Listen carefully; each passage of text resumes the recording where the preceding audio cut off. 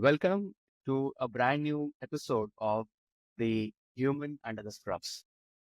The Human Under the Scrubs is a very unique podcast where we get an opportunity to speak with very established surgeons and doctors all over the globe, not to really understand what they perform in their operation theaters, but to understand that human that resides within them in those scrubs when they are really operating. It's very inspiring to know how the journeys happen and how they take decisions in life and how it affects so many patients whose lives are changed. Today, we are very honored and privileged to have two very established surgeons from the continent of Africa. We have Dr. Geletaw, who comes from Ethiopia, and Dr. Prem Yohannan, who comes from the Republic of Mozambique.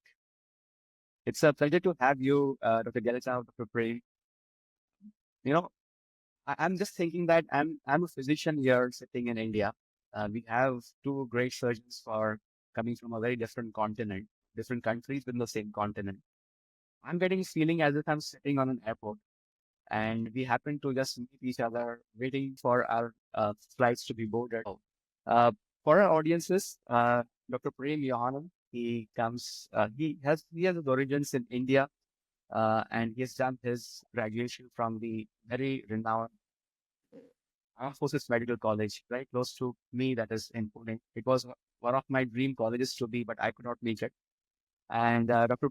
Prem further went on to do his post graduation from Lucknow, and then very interestingly, his life took a turn at the turn of the millennium, where he decided to volunteer in Mozambique, and then his life completely transformed, and he's set his roots there, and he's grown really into a big tree, supporting many patients. Welcome, Dr. Prem, to this podcast. Thank you, Dr. Pushkar. Thank you so much. It's a And pleasure to be here. thank you, sir.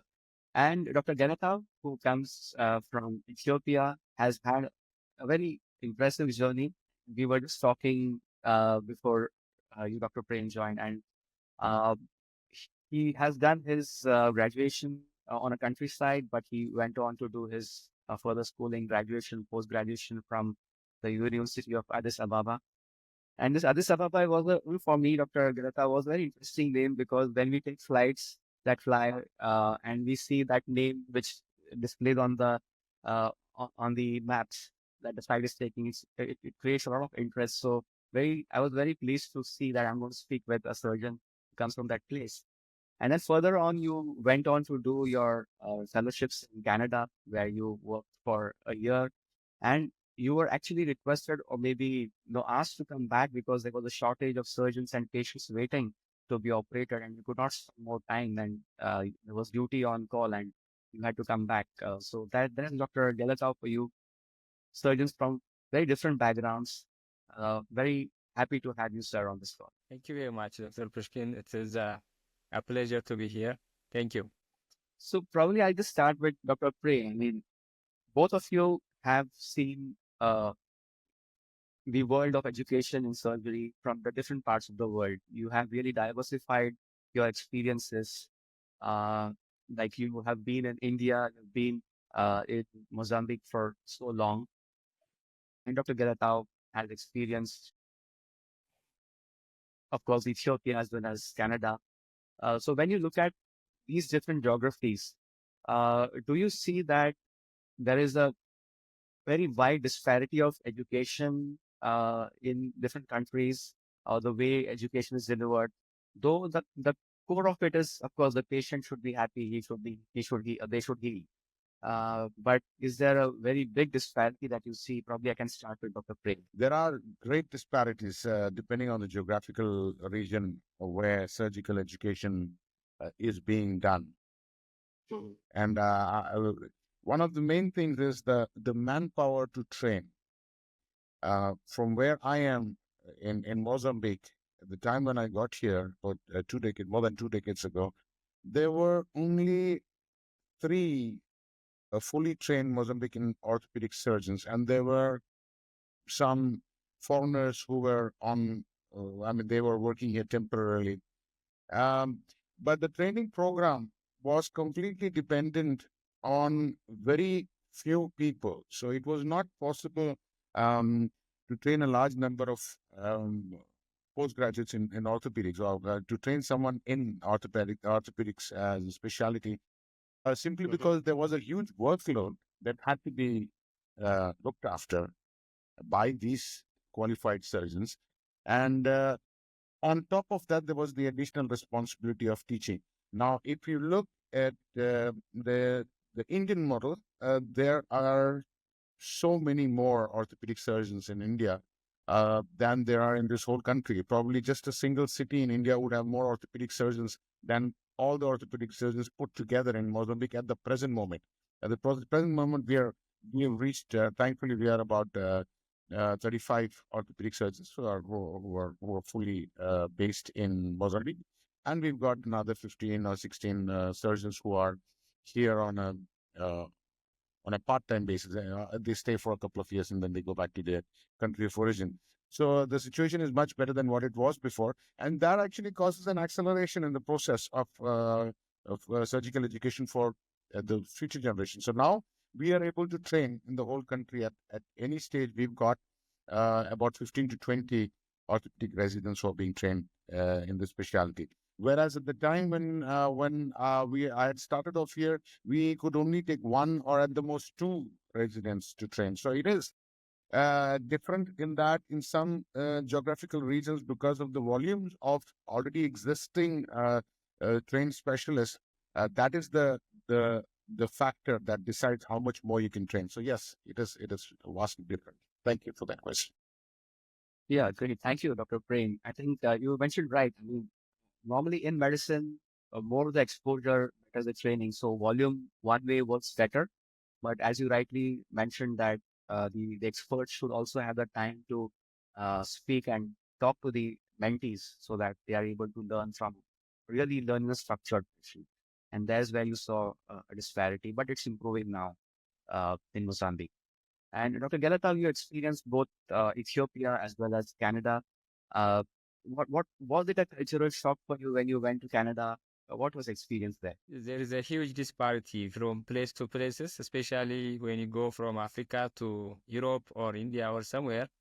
There is a big disparity because, like as Dr. Pre mentioned, like it's almost similar everywhere. Africa is developing country, so it's almost we don't have adequate number of surgeons. When you come to Ethiopia, like we're like around less than 50 orthopedic surgeons for the whole country. Like we are the second populous country in Africa, like near to 110 million people.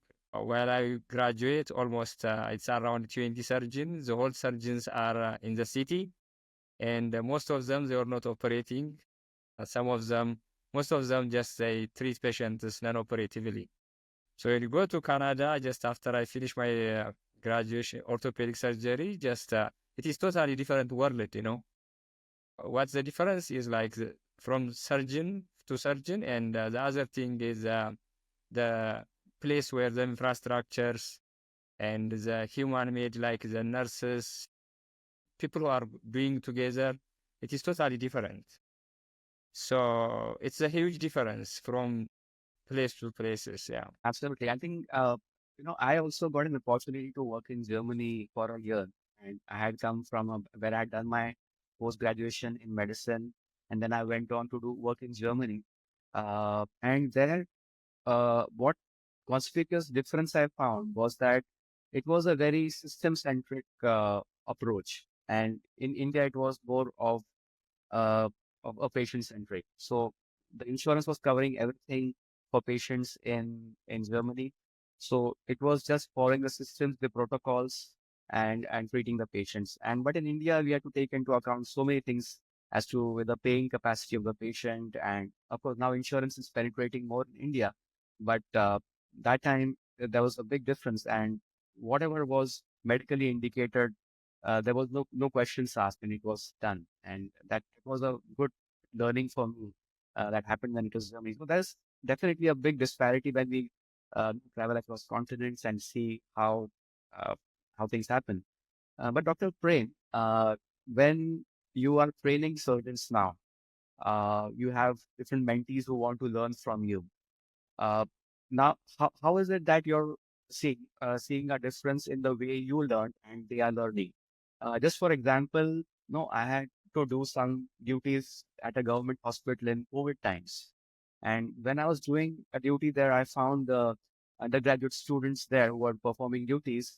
Whenever there was free time, they were learning on YouTube, number of videos.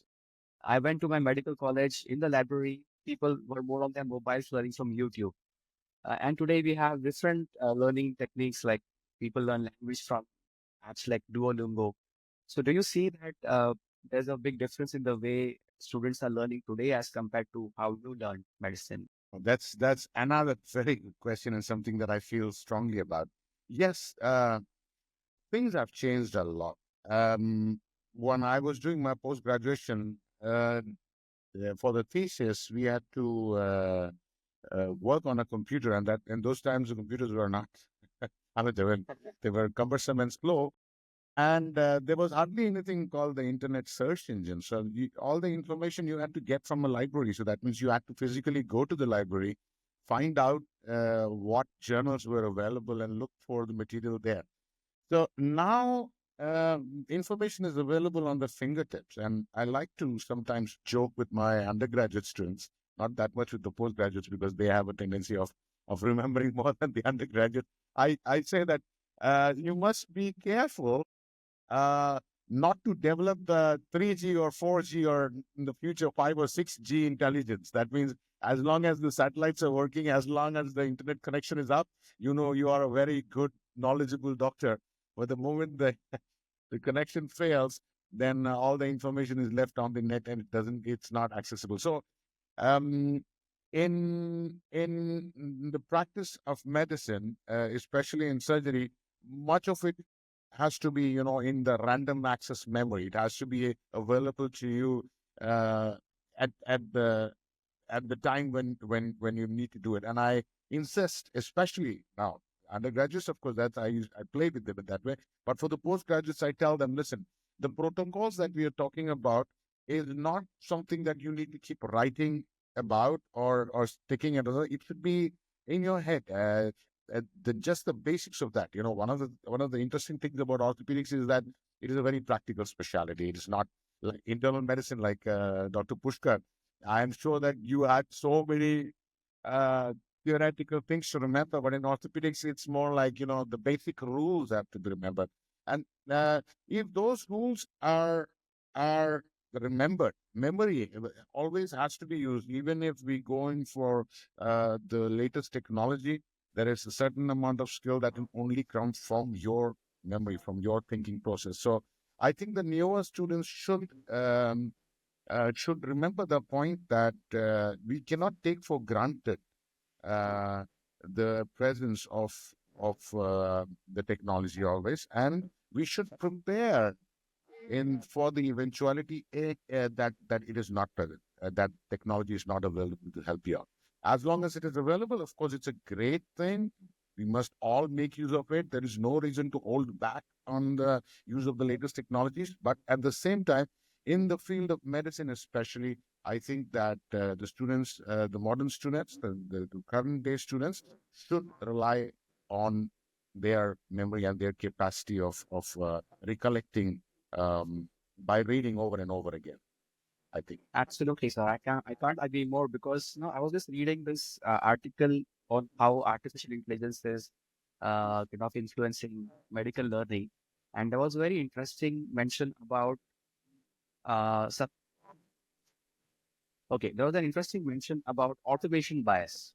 So automation bias is like you tend to ask ChatGPT something, and that ChatGPT might hallucinate and tell you something which is not very accurate, but just because the technology is telling you, you tend to say, okay, do that. So that those things, automation bias has to be. I mean, and you rightly pointed out. I mean, this is something we really need to be careful about because just it's the human that really needs to be really deeply embedded. Knowledge should be deeply embedded and usable like a RAM of a computer.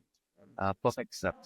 And Dr. Geletaw, you also you're also training surgeons there.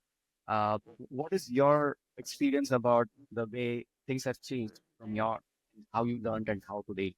Yeah, this is the tricky question. I joined like 20 years back in middle school in 2004. At that time, there was no like a student having like a laptop or we don't have mobiles at that time in Ethiopia. Mm. So we were like forced to write everything when the instructor is talking in the theater. So if you miss that one, you copy a lot of papers, and you always go to library to read a book. But now everything is just on your hand. You can hear, you can see the movies, everything. But as Dr. Prim said, in medicine, like you have to know, like the basic, like the cornerstone of the point. It's very hard. Like nowadays, like I see, like students are like that. Like they think they know everything, but when Mhm. they become closer to the patient, everything it's an hallucination. They couldn't perform what they think. Yes. So Yes. it's medicine, medicine should be like follow as a military science, like there must be a hierarchy and everybody should pass through the hardest way. Otherwise, Yes. treating patients like a human being as a robot, it's very tough, because like electric will go, internet will shut down. Sometimes it's very hard. So you need to know everything. But if we use it wisely, this is a good time. It's a good century, because even the practicing surgeons, every time there is no problem. Like when before you go to surgery, you can see a lot of videos, whatever you like. It could be similar type or different approach. That it helps a lot on our technique. But Yes. for students, it's very hard. People are not using properly nowadays because they can ask the ChatGPT and the ChatGPT tells everything and do their researches. But at the end of the day, there is nothing in their brain. So we Yeah. have to use wisely, and we have to think this is a human being. Like we don't want to be treated by someone who doesn't know what it is given to me, because like something is given to me like as medicine or anything surgery, you will not reverse it back. So it's a serious Right. matter. When you come to human part, we have to we have to use wisely. But if you use it like wisely, that is the most important thing, and it helps a lot. But how much will you use wisely is a question. Absolutely. I can't. I mean, this is absolutely you have your point bang on. We cannot we cannot replace human intervention at all. Technology is just to support. But I'll continue with you, Dr. Geletaw. I mean, I think in our medicine, it's always lifelong learning. The learning never stops. And specifically the area that you are treating patients in knee arthroplasties. So there is gradually a shift in philosophies that happen. For example, mechanical alignment is considered as a gold standard, but there are communities which are being built, which are considering, okay, mechanical is not the gold standard. It's more of personalized, like there's no more of kinematic alignment that has to be kind of, and there is a shift in philosophy. So people have learned something in a particular conventional way in their postgraduate courses from surgeons. Now, when they come out in the world, they see that, okay, there are different types of thoughts also coming, like kinematic alignment in knee arthroplasties. So for you, Dr. Geletaw, when such changes in shifts in philosophies come, which might influence the way you practice, how do you normally choose to kind of get aligned to that and adapt to the new ways? And what is your decision point as to, okay, I know data plays an important role, but more than that, whether you should really start applying, learn that and apply for your patients, how do you normally decide such new techniques? Yeah, like on my belief, like the surgeon should be an open-minded. At this time, I operate a lot of pelvic acetabulum patients and joint replacement. So this way may be good at this time for me. I don't know, like after 100 years, our kids may not operate like us, like opening like a 10 centimeter or 20 centimeter skin incision. So, the science is like evolving. So for this, especially this era, like every surgeon should be open-minded, because every time the science is evolving, like it's like a fast progress. So that's why, like, for example, if you operate hip surgeries, like most of the time, the outcome is like reasonably like good, successful in most of the cases. When you come to like knee arthroplasty, whatever the case you do, like 70 to 80% is your success. Some patients are still, they have pain. Why this happen? Because there is something with the science which didn't answer so far. Okay.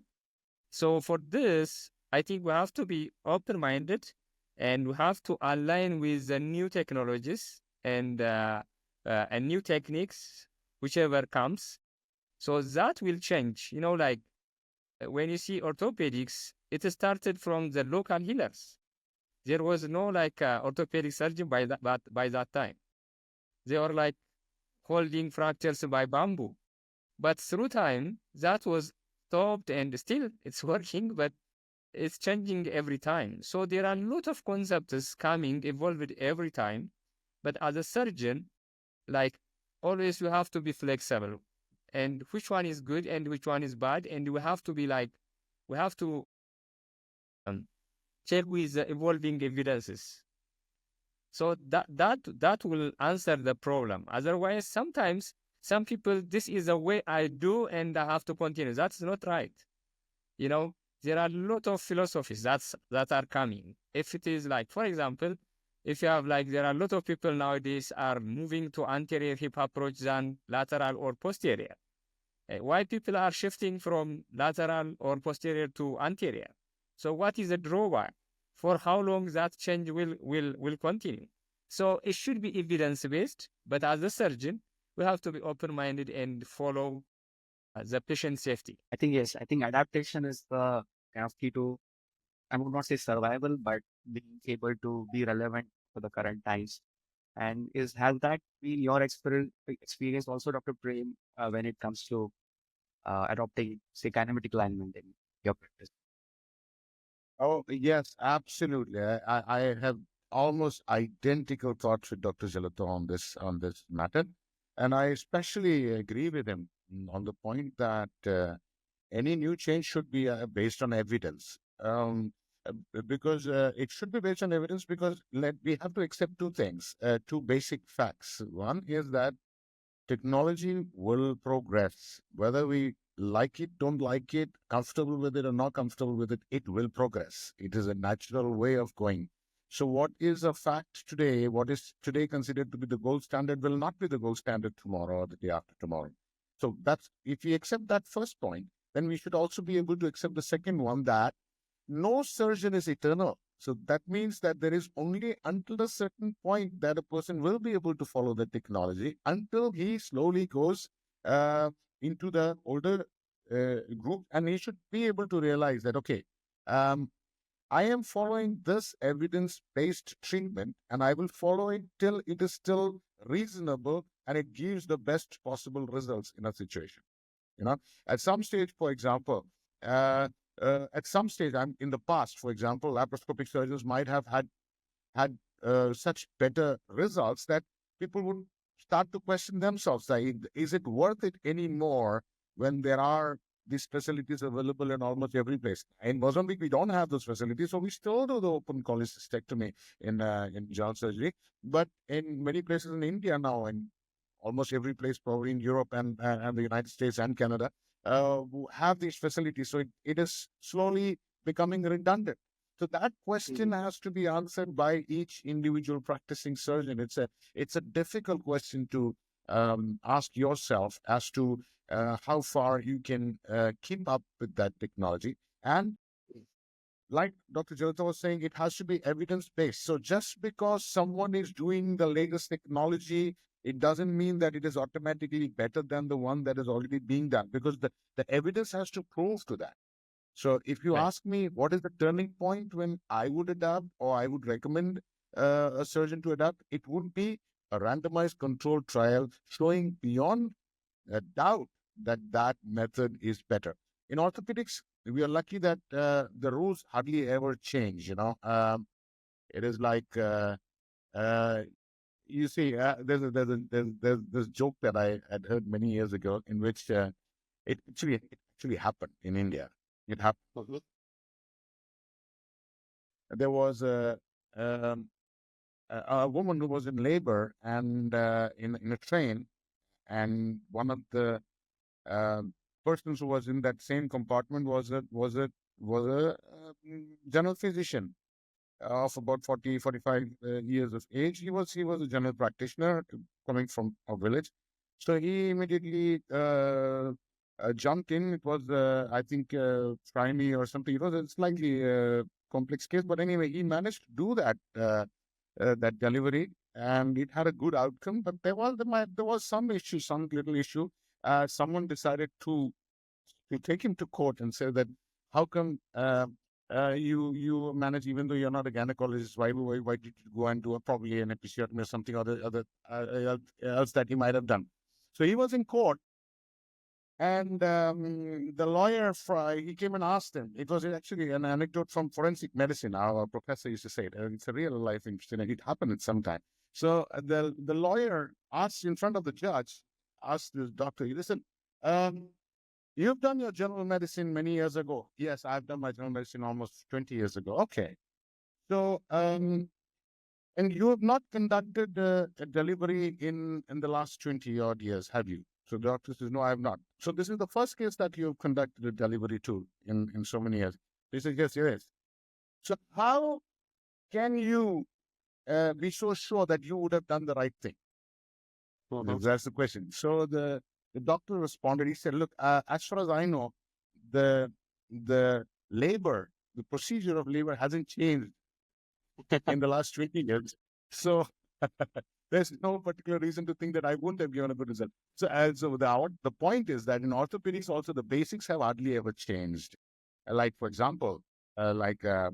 Geletaw will agree with me that the basics of a knee joint replacement is how well you balance the knee, and that is going to decide how well your knee is going to function in the future.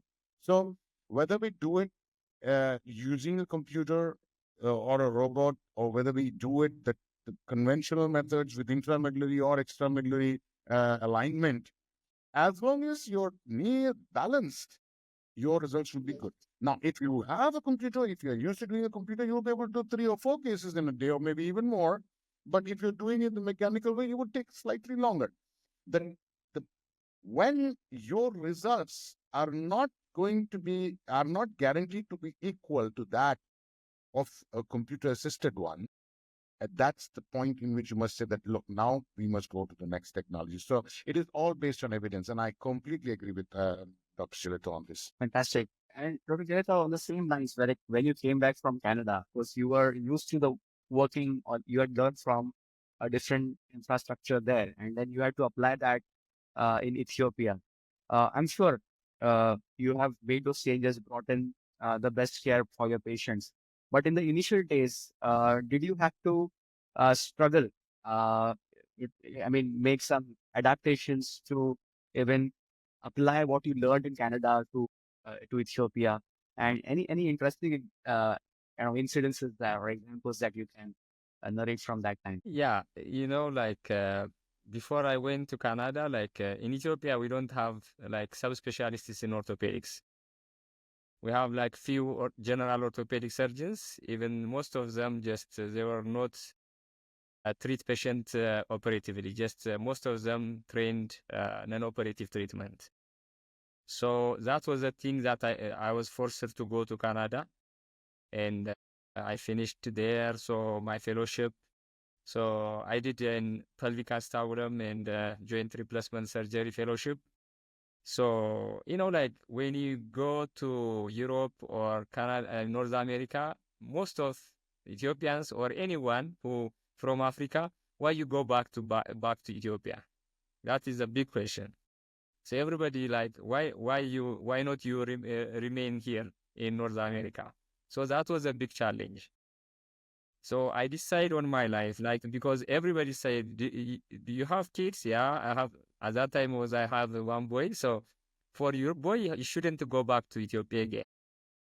So, but like my ambition is just, I was thinking, like I always say, like God is not crazy to create someone somewhere without reason.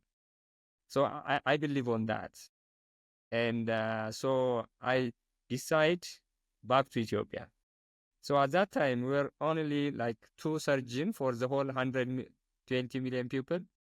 So there is no other pelvic astaulum or arthroplasty surgeon. So when I come back, the biggest issue is we don't have appropriate instruments. We don't have appropriate implants.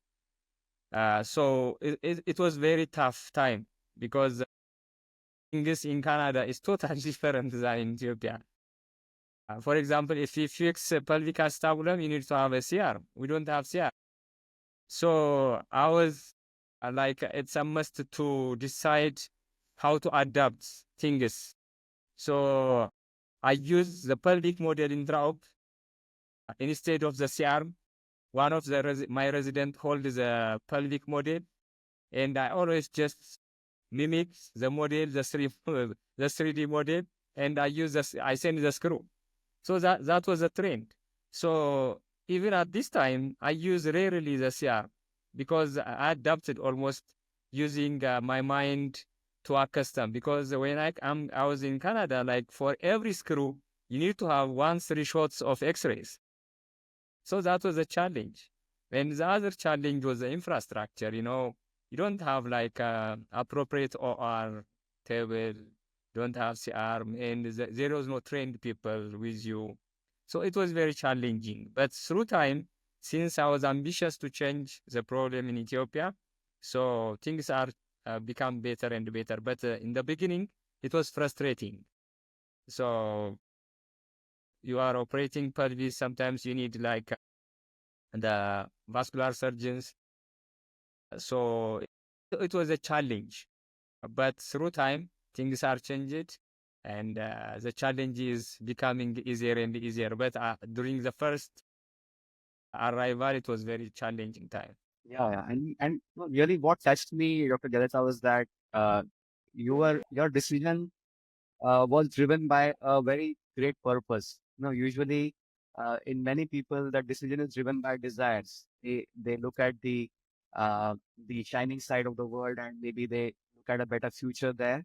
But I think you were very sorted in your mind, very clear in your mind, and you had a very clear purpose for a reason to come back, and you made a huge difference. So it's really very nice to know that that human emotion within you that really drove that decision. And there was a very, similar, but I would say a different emotion that I'm interested to know about Dr. Prem is that after having done so much in India, you volunteered to go to Mozambique, and then that turned your life. This is, and you would agree that not a very conventional decision to take.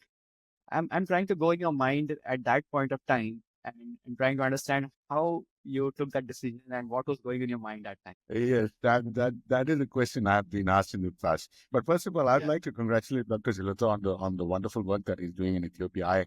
I did even though I've not met Dr. Geletaw personally, I did take it on me to study a bit about him, knowing that he was also in the same program as myself in this podcast. So I'm really impressed with the work that you're doing, and very well done. Congratulations. Now, coming to your question, Dr. Pushkar, why did I come to Africa? Well, if I look at it, if I just give you a very simple answer, well, I have a streak I like to do adventures. I like to see places. I have been all over India. I've gone on my, in the 90s, in the mid 90s, I had taken my motorbike. I had a Bullet at that time. It's still there at home. And I'd done the whole of India, been to every corner of India alone doing that. And then, as you can, I had done some part of my studies from Pune. Then I had studied in Lucknow. And I've been to a lot of places. At certain stage, I wanted to make a difference in my field of work, that was orthopedic surgery. And I felt that the biggest difference that I can make would be somewhere where there is serious lack of specialists in that area. By accident, I happened to meet a very great man. His name is Professor Ibu Garidu. He was later. At the time when I met him in Delhi, he was still the chief surgeon for the Ministry of Health. But later he became Minister of Health also while I was here in Mozambique. So this man was very when we happened to meet by accident, he was uh, he wanted to know how an Indian surgeon would be able to survive in an African context in which there are very few um, technological aspects, where there's a lack of X-rays, lack of C-arms, like Doctor was saying. So he asked me a question: would you be able to operate a supracondylar fracture of a child without a C-arm? I said, well, in India, that's how we train. I mean, we are not allowed as residents in those times in the 90s. We weren't allowed to be using the CM. The CM was only for the professor. I mean, he was the one who would give the order for the CM to be used. So we did it almost blindly, and we had good results with that. So when he heard that answer, then he said that, well, maybe you should consider coming there. And I thought about it. I spoke to my dad. I was working at the Indian Spinal Injury Center at that time. I was doing a little bit of spine because in those times I had a great interest in spine.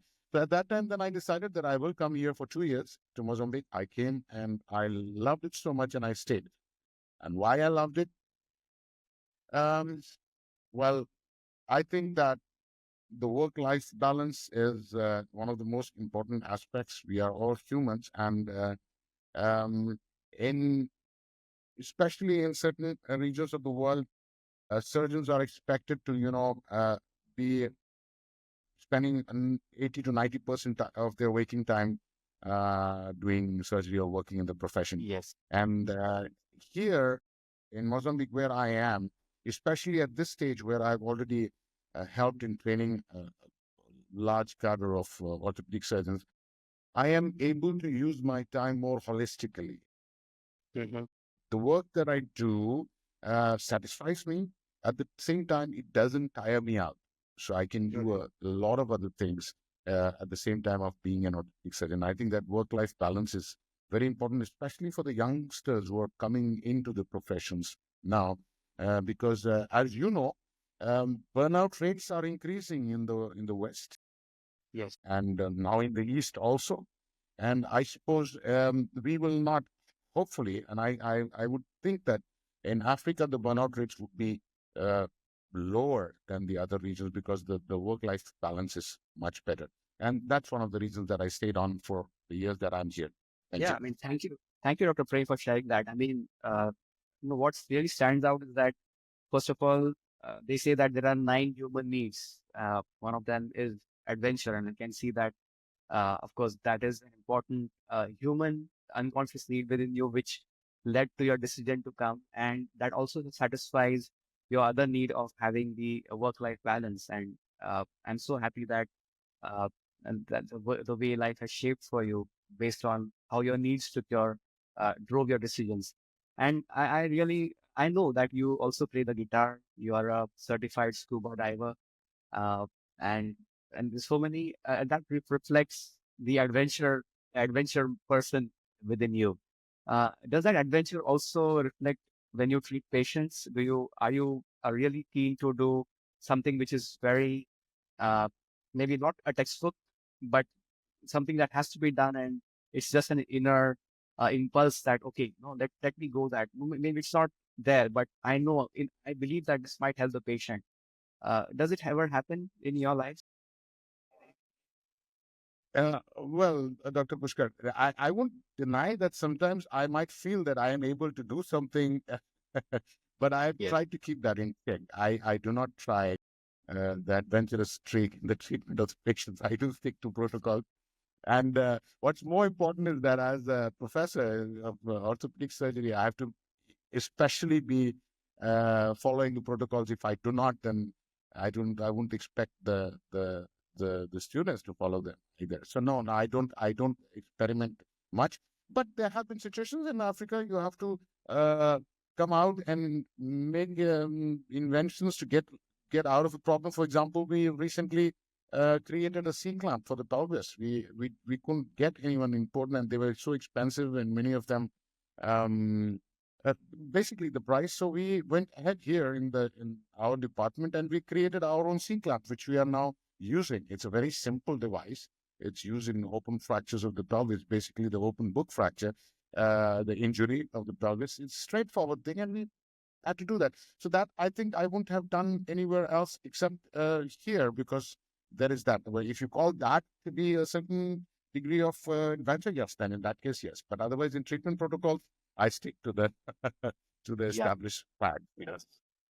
Yeah, I totally agree, Dr. Prem. I mean, our profession is so regulated because we I mean we are bound by some limitations of not experimenting beyond something. But again, the need arises.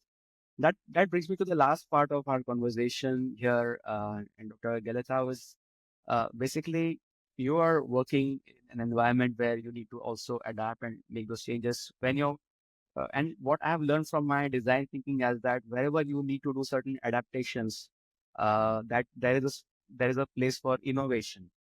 There is where we can find out solutions to make that things better. But of course, that needs to be, as Dr. Prem rightly said, it just cannot be done. We need to prove it using data. So, in your practice, are you maintaining some like are you really diligent about maintaining data to prove a point or disprove a point or even present an innovation product came? How are you usually doing this research in your field to get it out? Okay. Yeah. So like Yes. as I mentioned before, like working in Africa is like is full of challenges. So I always say like it's a lot of innovations, but even though we didn't like most of the time like we are doing things in with a lot of constraints. Because of this, like we are like forced to do like a lot of new things. There are a lot of new hands, by the way, in Africa, because you don't have something, so you innovate your own way how to do it.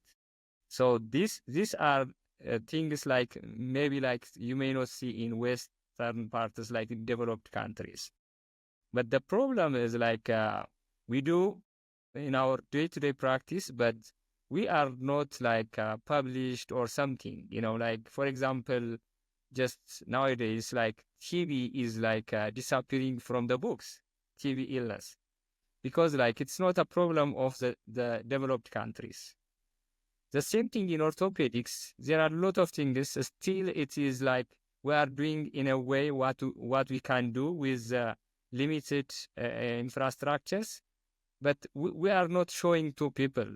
Why? Because it's not. There is no interest by the developed countries to give some funds to do research on that because they already passed that way.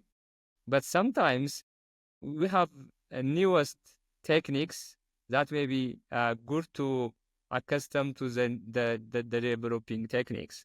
So in our setup at this time, like we have a fellowship program in Ethiopia, like we opened pelvic acetabulum and arthroplasty surgery in Addis Ababa. So we are trying our fellows and residents to do some paper researches on our techniques. So, like we're discussing about the evidence-based treatments, medicines. Unless we do this type of things, there is no change in medicine. That's why we have nowadays we are doing in a good way of cases like, for example, in the previously like pelvic acetabulum surgery takes like 3 hours, 4 hours. Now, even in complicated surgeries, less than 2 hours, you do good results. Why? Because of the advanced techniques, advanced thinking is how to approach, how to do instruments. So yes, there are a lot of innovations, but the problem is the innovation what we have is not an interest of the donors, and most of the time we are not forced to do this type of researches. Otherwise, when you are in Africa, you always do the newest way. Like every case is neglected, and the way you do is not written on the books. So it's always new, but it is new for us, but no one knows it. Why we didn't write it? We didn't publish it. I think that is a major problem because number one, it is a lack of donations, support, and the other thing is most of the time the surgeons are like flooded by a lot of cases every day because road traffic accident is almost increasing every time in Africa. So surgeons are busy with how to deal the fracture, but we are not like showing our practice innovation to the other part of the world. Yeah, thank you so much, Dr. Geletaw, for sharing those very important aspects of the way practice, something that you want to do, but there are so many aspects which influence what comes out on paper. And similarly, Dr. Prem, do you also like maintain registries of things that you do or any kind of data that could help in the world to know something new that is coming out from Mozambique?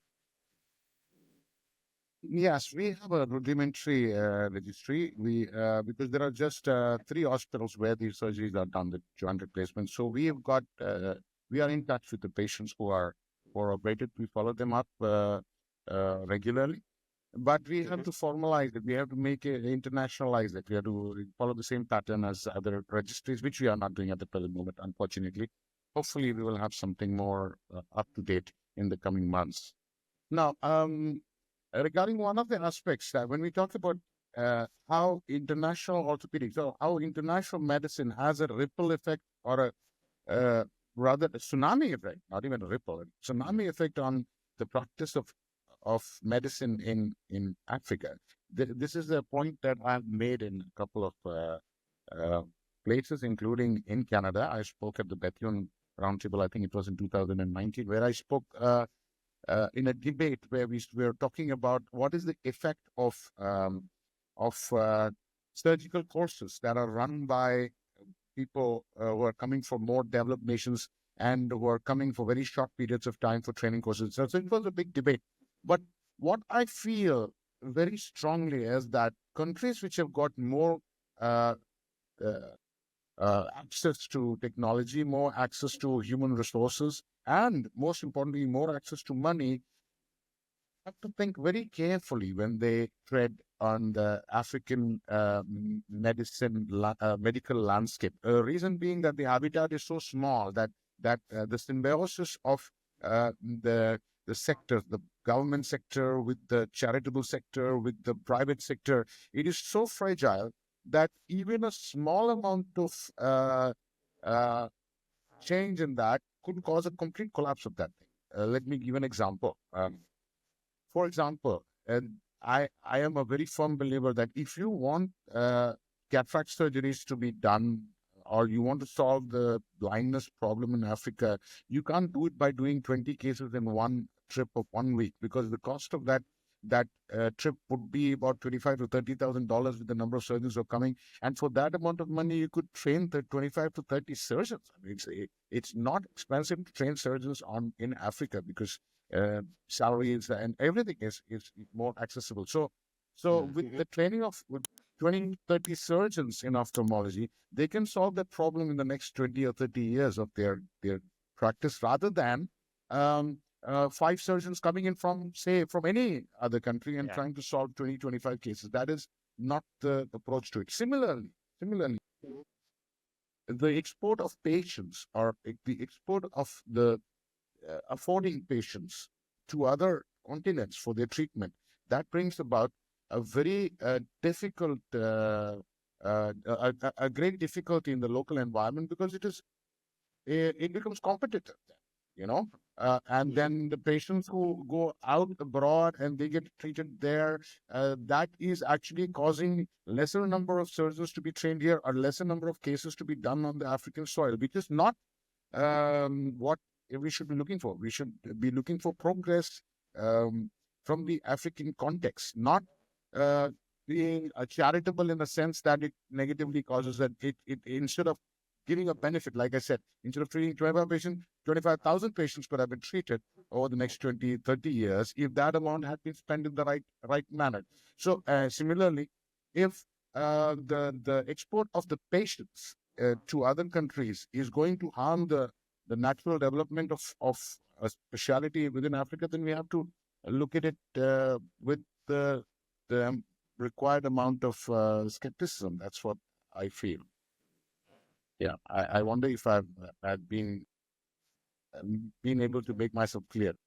Absolutely, Dr. Prem. I mean, these are so important insights that you have really experienced being on the ground and being in the geography, and you have understood the depth of it, and expressing these insights on a platform like this. I hope, I mean, there is some help from a platform like this to voice your uh, ideas and thoughts around this. So thank you very much for sharing on this platform. Uh, but yes, I mean, you have extended your time in talking to me, and it's been honestly, it has been an inspiring 1 hour or and more for me to talk with you surgeons, and specifically the human within you, Dr. Geletaw, who works for a purpose, Dr. Prem, who took adventure as the core of his mind decisions and made a big difference and doing great work for people in Africa. I'm so glad I could speak to you today and could know the human that resides under your scrubs when you take that scalpel in your hand. And it's time for to board our flight, I think. Uh, but thank you so much that we are able to speak today. You have given your Saturday evening for this particular talk, and I'm sure people are going to be surgeons, patients, as well as budding uh, orthopedic surgeons would definitely have lot of things to learn from your journeys that you have expressed on this platform so far. So I thank you very much, and I look forward to meeting you again, sometimes in person. And whenever you come to India, I would be happy to host you and show you around. Thank you Thank you, very Dr. Pushkar. Thank you. Lovely Yeah. Thank speaking you. to you.